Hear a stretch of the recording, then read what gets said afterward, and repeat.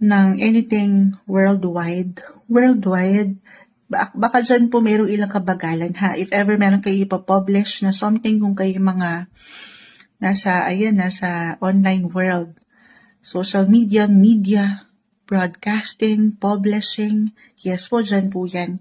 Maaring merong kabagalan po ha. Baka kayo yung higit na, dito nyo maramdaman yung ilang glitches, ilang delays na pwedeng umangat. Mid-month tayo guys. Ngayon lang naman ito. And this is something na masasabayan nyo ha. If ever, yes, Moonchild, natagalan. May ilang parang na-stuck na yung hinihintay ko. Na ilang dokumento. Lagi nyo alalahanin. Lagi ko pong namamention na meron po yung kaakibat na dahilan. Okay, huwag kayo mainip. At the end of the day, hindi nyo pa man yan makita, ma-realize, pero yan po ay para rin sa inyong higit na ikabubuti. Yes po, gaano man minsan nakakainip, habaan ng pasensya. I-add ko the King of Swords sa 5 of Swords.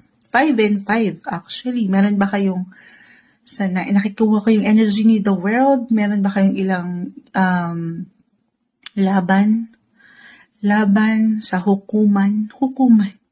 The King of Swords po kasi andito, someone higher ups, masculine energy. Kung meron talaga hindi po isang legal advisor si Moonchild, meron ba kayong ilang laban sa batas ng isang api o inaapi? Hindi kailangan laliman or katakutan. Meron akong, I will be honest, dito rin yun. Ilang delays, ilang glitch, misunderstanding, disagreements, na hopefully this is something na maidaan naman, okay, sa mabuting usapan. Someone, na pwedeng magpaano ng inyong mga PC. Maring, as long as Pisces, totoo kayo sa pinaglalaban nyo.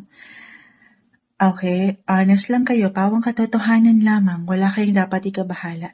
The world, the Ace of Swords, this is a great sign, guys, na ayon sa inyo ang batas ng isang api. Puro pang teleserye. Pero, yes guys,